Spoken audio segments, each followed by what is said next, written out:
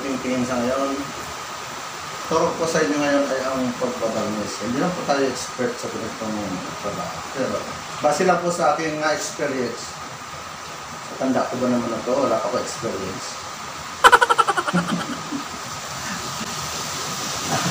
Ang gusto po ng anak ko ay dark, light, dark, light, dark. Ito ang pinaka-design. Talagang dark. Oil wood spin mo gani. Lacquer sanding sealer. Ito tanggalin ito. Clear gloss varnish.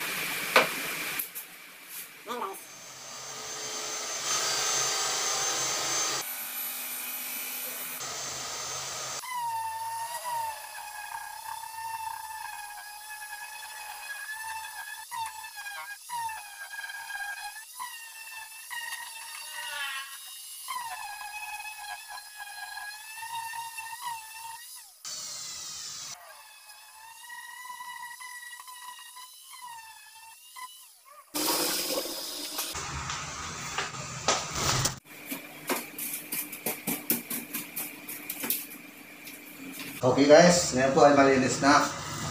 Pwede na ako mag-umpisa ng pag-wood stain.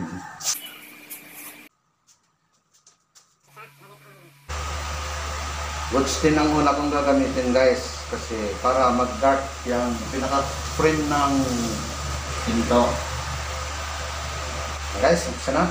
Kung wala tayo guys spray, pwede naman yung paintbrush number 3 ang sukat niya.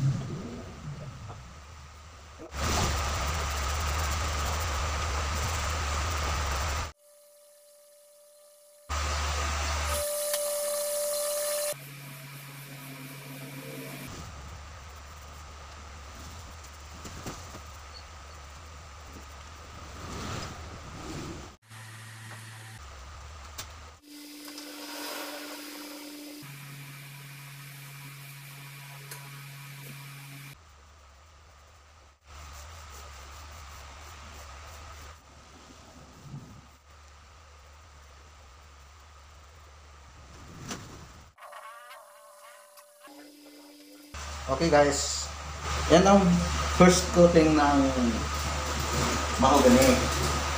Ngayon, mag-first coating din naman ako ng yung design, mga Huggies Diamond.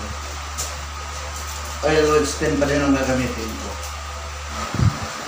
Nag-additional ako ng UDA na black pen. Dinagdag ko dito sa wood stain para talagang maging dark ang kalabasan natin. Magmi-mix naman siya.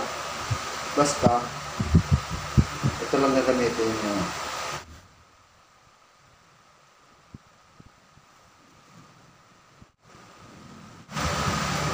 Gamitan ng malinis na basahan para mapantay siya.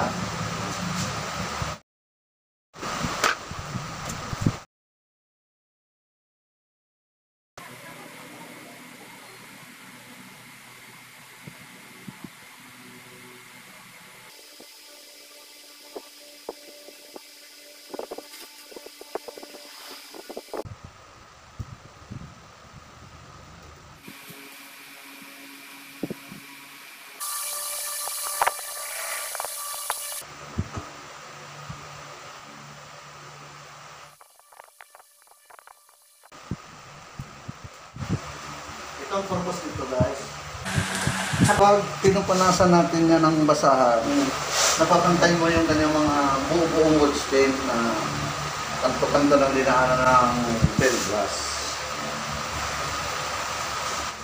Sanding sealer lang guys ang i-apply ko sa gitna para maging light lang siya.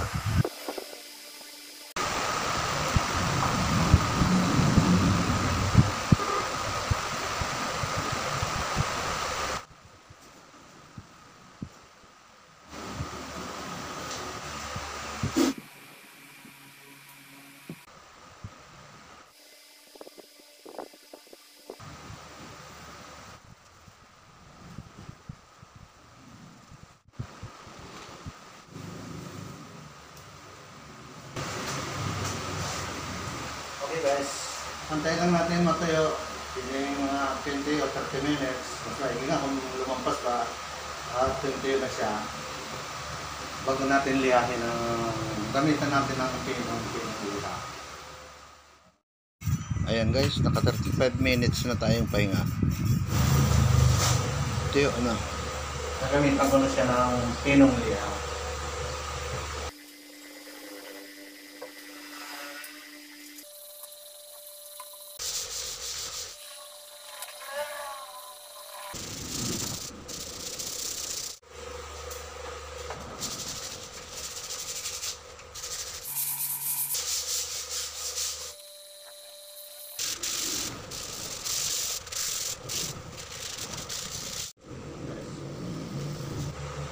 Punasan natin ang basahan. Wala yung mga alikabo.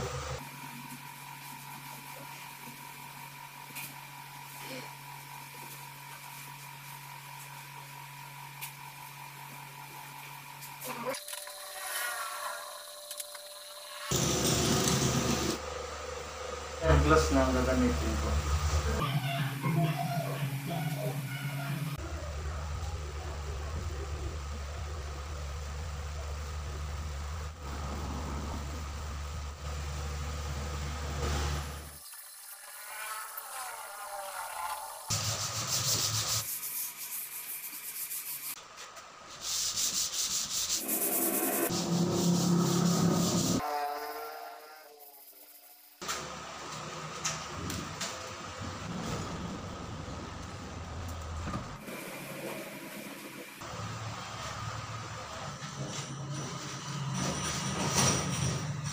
Guys, bali nakadalawang ulit din akong mag-sanding sealer at dalawang ulit din ako na